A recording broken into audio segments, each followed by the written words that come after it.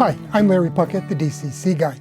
Today I'm back here at the module because I've got some things that I want to show you with respect to DC operations, and this will work out just fine for that, even though I built it as a DCC layout. But at any rate, what I want to start with, though, is a little bit about the topic that I've chosen, that is DC versus DCC.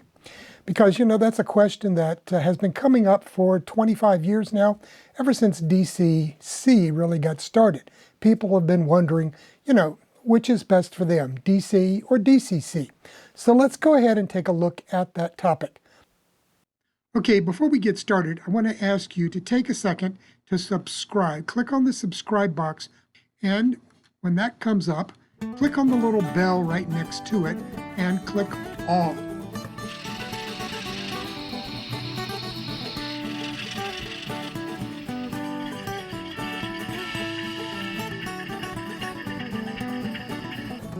Now, right off, I want to tell you that that basic question that I posed, DC versus DCC, which is right for you, is not something that I can answer. And the reason for that is you are the only one that knows what you expect from model railroading and what you expect from your model railroad and operations. And also, you're the only one that knows your budget for proceeding with building a model railroad. Because either way you look at it, it can get expensive. So you don't want to be in a situation where you're having to replace a bunch of equipment because you made the wrong choice from the beginning. Now, as I said, I cannot answer this question for you. But what I can do is I'll give you some information on how DC and how DCC are used to operate a model railroad. So we'll go over some things like basic wiring and connections to set up a layout for DC operations, and then we'll go back over DCC operations as well. So hopefully that'll get you started in the right direction in making a choice as to which is better for you, DC or DCC.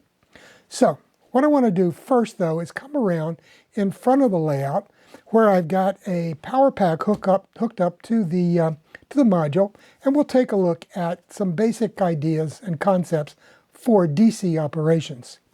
Okay, so what I've done is I've got a basic MRC Tech 4 power pack connected to the wiring here on the module.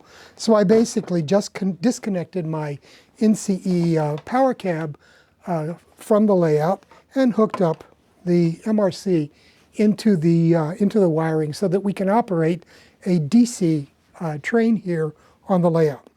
So let's go ahead and take a look in close here, and I'll give you some tips on where we can go as far as operating with DC on this model railroad. Okay, so I've got this little locomotive here, and this is one that I did a video on recently, installing a DCC decoder in here. So I'm going to show you two things right off. First off, I can bring this up to about 7 volts, something like that, and it will start making sounds. And then once I get up to about 8 volts, the locomotive will start to move. So you can actually use DCC decoder-equipped locomotives on your model railroad, even though you're operating with DC power, because they will do what is called analog conversion, and that simply means that they will operate off of DC. So you can, if somebody gives you a locomotive for Christmas or something like that, you'll still be able to operate that locomotive on your layout.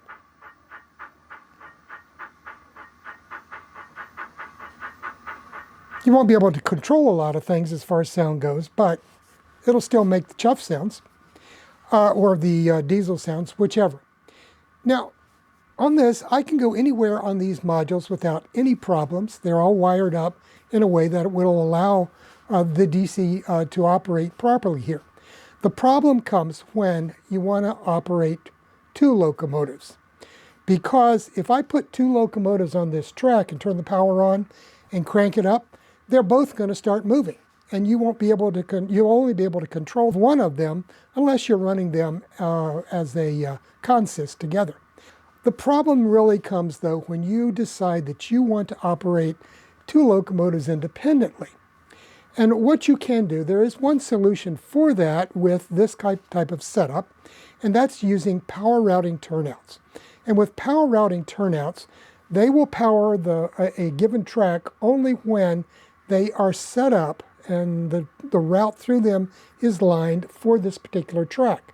But then when the switch is thrown the other direction, it will interrupt power, and then this locomotive would shut off, and you could have another one on another track that is power routed, turn it on, and operate it. But you can't operate both at the same time. You could also do this by just simply putting in an on-off switch to one of the rails here on this lead, or back here on the engine house lead, or any place here on the layout. And you could turn that switch off and kill the power to that locomotive, turn another switch on for another locomotive on the layout. And that would allow you to operate two locomotives on the layout, but not at the same time. So what happens when you and your son or daughter or friend decide that you want to be able to run two trains on your layout at the same time? Well, that's when things get a little bit complicated, because it requires some special wiring considerations on the layout in order to be able to, control them separately and independently. And that's when you'll run into the need for more than one power pack, because right now I could, control more than one train, not at the same time, using this one power pack.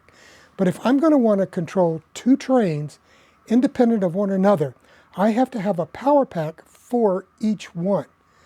So that means that it requires special wiring and two power packs in order to be able to control two trains at the same time. In order to show you how to operate more than one train at the same time, I'm going to be using some figures from my book, Wiring Your Model Railroad, and this is still available. It was published in 2015, about July of 2015, by Comback Publications, and it's a Model Railroader Essential Series book. So this is something, it's got everything that I knew and still know, really, pretty much about wiring model railroads. And it covers both DC and DCC wiring considerations, as well as those in general. So I recommend this to you, not only because I'll make a little, money off of each one of these, but also because it's just got a lot of good information. And I want to thank the editors at Comback and Model Railroader for giving me permission to use the figures that I'm going to show you from this book.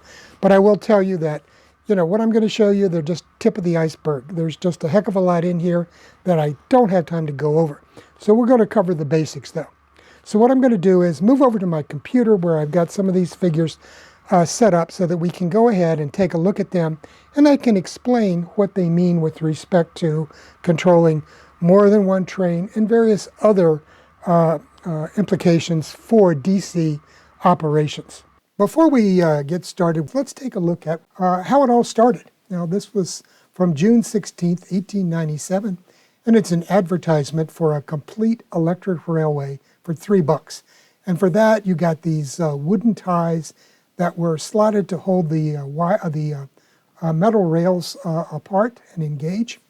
And it was a circular track, 3 feet in diameter, with a 2-inch gauge. And you basically just put the little trolley on the tracks and hooked up your battery to it, and it would go zipping around there at 150 feet per minute. You couldn't control the speed. All it did was just go around and around there. So it was great. If you had a Christmas tree you could put here in the middle, it was probably a great Christmas decoration, and not much more than that. As I said, it operated off of these wet cell batteries. And how would you power those? Well, basically, you could replenish the chemicals. You could use this hand-powered dynamo that they offered for sale, and you could just crank away, and you could actually run your train, with the hand-cranked dynamo, or you could use that to recharge your batteries. Let's go ahead and we'll take a look at where we've come from this approach to powering a model railroad using DC power. So let's take a quick look at how DC power works, just so that the new folks out there have an understanding of what they're dealing with. Now, basically, you have a power source. It could be a battery. It could be your transformer or your power pack. And electrons flow out of the negative pole, zip along the wire, run through a load. It could be a headlight, or it could be a motor in a locomotive. And then they flow back to the positive pole. And it works the same way, as I'll show you in a minute, with our locomotives. Now, basically then we have voltage here on this axis 0 to 12, and our throttle anywhere from 0 or off all the way up to full power. And as you increase your throttle, you're going to be increasing the voltage. And so more power is flowing out of your power source and through your motor or your light bulbs, and everything is going to burn brighter and run faster as you increase the output at your throttle. Now this shows how that actually works with a model locomotive. You have your power pack here with your 2 wires coming out the back, one attached to each rail on the track. And as you increase the output from your throttle here, using your throttle, it will increase the flow of electrons. It gets picked up by the wheels. They flow through the motor and cause it to turn, and the locomotive moves, and the electrons flow back along this path and come back to your power pack. And that's basically how you control a model locomotive using DC power. Now, as I said earlier, things get a little bit more complicated when you want to operate 2 or more trains at the same time. One way to do that is to isolate sections of track with on-off switches. And those isolated sections of track are called blocks. And basically it means that you've put either a gap or an insulated rail joiner here and another one down here. And so that means that this section of track, or block, is physically and electrically isolated from all the other rails on the layout.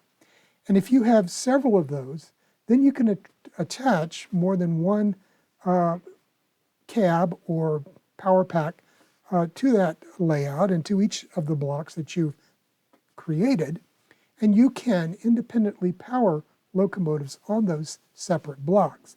So let's take a look at how that's going to work. Now, this shows how you would wire up 2 power packs to that isolated block that I just showed you. So for each power pack, you have 2 wires coming out, and they go through this, what's called a double pole, double throw switch. And that means you've got 2 poles at this end and 2 poles at this end, and it can throw 2 ways. It can throw to the left or to the right.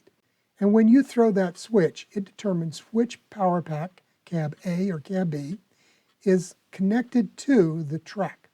So you could throw the track controls to the left, or the switch to the left, and this cab would be able to control that block, or you can throw the switch the other direction, and this cab could control that block.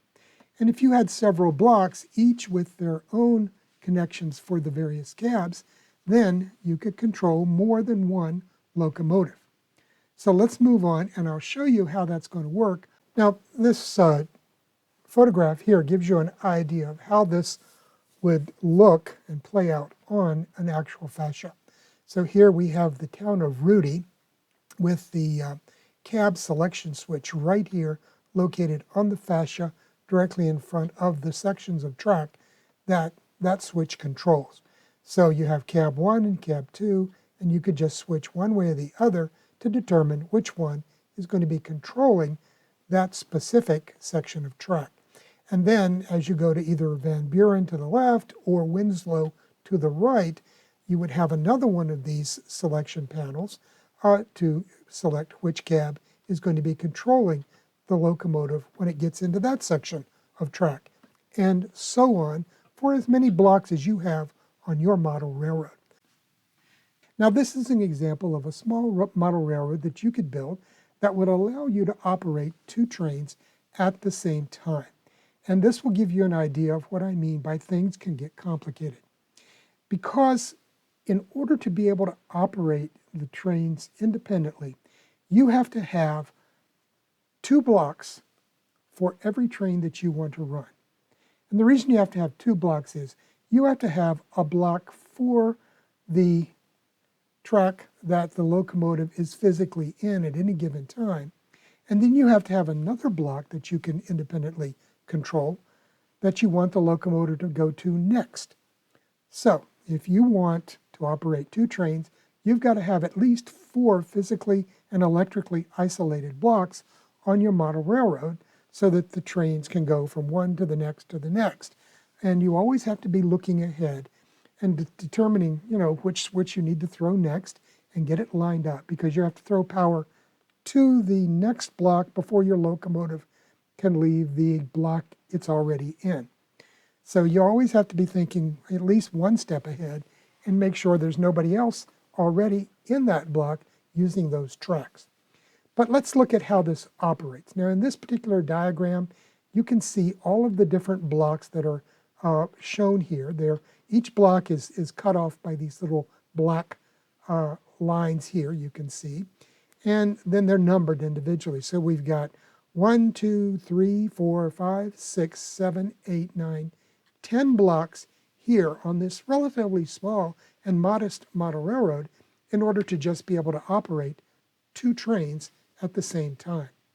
And just as I showed you in that simplified diagram, this is what is required. So you would have a switch, a double pole, double throw switch, to determine which one of these 2 power packs or cabs is controlling the trains in each of these blocks.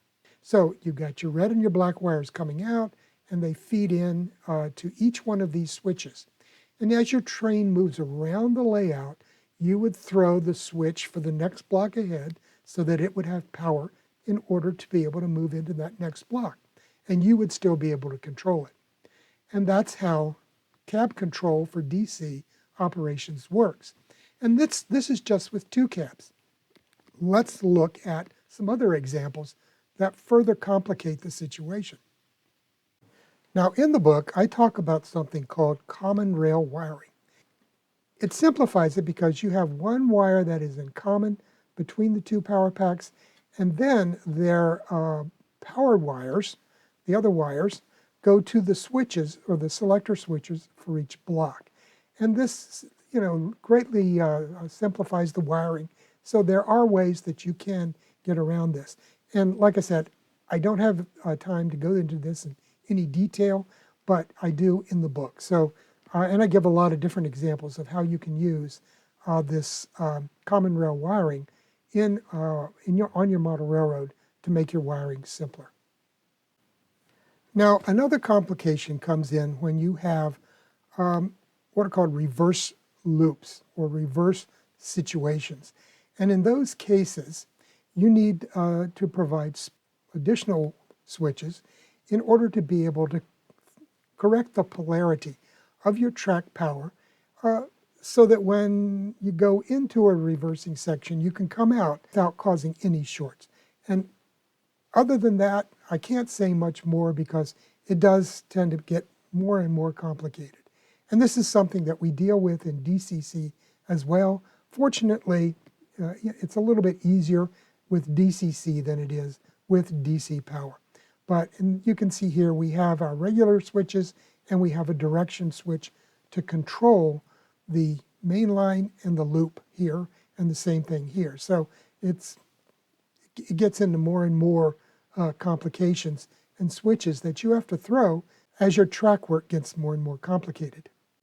Now another scenario that you can get into that gives you a little bit more freedom and flexibility would be a situation where you want to have a local panel and a local power pack that would be used, say, by a switcher. So like this one here, local panel and power pack C only controls 2 areas on the layout.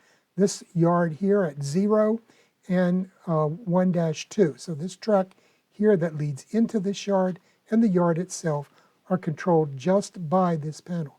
So you could have a local switcher working here in this yard, and the road locomotives could be running around and around on the layout and are controlled by panels A and panels B, or cabs A and B. And these are your blocks and the setups for those. So there are ways to simplify your operations and to allow you to have 3 trains running at the same time in this type of scenario. Now, one thing that you can use instead of these individual switches, Atlas makes the Selector here, and it has 4 switches built into it. And these can be daisy chained because you can see there's a little connector here, and that can connect into another one at this side. So you can have multiples of these hooked up together with spade lugs connecting them, and that passes power amongst them, and then your connections go out to your various blocks here. So you just throw this switch one way or the other to provide power to the block that you want to control at any given time. It also has a center off position, so you can put it in the center and turn off a given track. And this particular diagram here shows you how you could use 3 of those to control the 10 blocks that I've shown you in this track plan that we've been using as an example here. So this is a fairly quick, off-the-shelf approach, but these are typically, in order to be connected together, have to be located all in one location. Now this particular photo here shows the Atlas Selector being used to control 12 individual blocks or independent blocks on this model railroad. And you see you have power coming in from this power pack here on the left. Now this works fine as long as you're happy to sit there in a chair in front of your layout and throw switches. And some people do prefer that type of control method still. But there are other ways to implement this, so let's take a look at that. Now another option is to use a rotary switch like this one here. And you can see in this case, it's used to control 3 cabs, A, B, and C. So you would have your cabs feeding into the switch, and all you do is just by rotating the control knob on it, you could determine which one of the cabs is providing power to a specific block. So this would be placed on the fascia in a block that you are in or that you want to control, and you would just switch it to whichever cab you are operating with in order to control your locomotive in that particular block. Let me go ahead and give you a better idea of how that looks as far as wiring practice. And this figure here gives you an idea of how that would be wired with using rotary switches for these specific blocks, 6, 7, 1, 7, 2, and 8.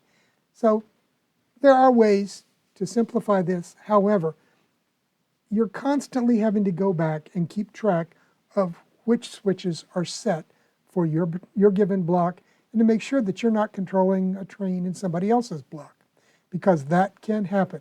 And it can get very disconcerting when you're running a train and all of a sudden you lose control of it because somebody else has thrown a switch and they suddenly have control of your block. So it does take a little while to get used to this type of control method.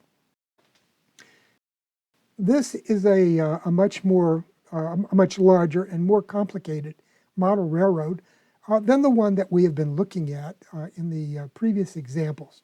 And you can see what they have done is they have placed their various block selectors here on the fascia all around the model railroad so that they can select the track and the cab that they want to use as they enter a specific block. And that's the most convenient way to implement walk around or walk along control of your trains, as is fairly common, I think since about the 1960s, 1970s. Alan McClellan, with his Virginian and Ohio model railroad, started to implement walk-around train control on his layout. And he was able to do that because of a product that was released by General Electric called Astrac. And it was one of the first command control systems available. And he used that. Unfortunately, it was only in production for a couple of years before GE abandoned it. After Astrac, he was able to move on into other command control systems that offered the ability to run more trains and provide more power to the layout. And as he started to write more and more about that in the model press, it really took off. So really, I think I've only had one model railroad that was powered with straight DC power using selector switches like this. And ever since about 1980, I've been using command control of one type or another. Just like the panel that I showed you for Rudy, and this is what you would have here along your fascia, where you could control the cabs that were actually electrically controlling these various tracks here along the model railroad. And that's what is required in order to be able to operate your layout using DC. DCC can provide a lot more flexibility when it comes to control, but it does have added cost because you do have to install a decoder in every locomotive that you're going to operate on a DCC layout. Now, some layouts or some DCC systems like Digitrex do support operating one analog locomotive, that is a locomotive without a decoder in it. But you should never use that method for more than just testing that locomotive, because it is not good for the locomotive's motor, and it really isn't good for operations with DCC, because it uses up a lot of the bandwidth as part of the DCC signal. And so in regular operations, you do not want to have any analog locomotives on the layout. And most clubs actually turn that feature off on their Digitrex systems. But you can get away with this type of system. I don't recommend using DC for large layouts like this, mainly because of the complexity of the wiring and having all of these control panels around the layout. It makes it more difficult because you're basically are using switches to control your track instead of using your throttle to control your trains. There are other complications, as I've intimated, and we will get into that in the next video when I talk about DCC power. So that's it for now. I hope you have a good week, and we'll be back here next week with another video from the DCC guy. And if you haven't picked up yet, I've switched from a twice-a-week schedule to just once a week because, when I originally started this, I was just doing one a week. During the early days of the pandemic, I decided to go ahead and kick it up to twice a week. I've been doing that now for almost a year. So I think it's time to go back to the once a week schedule.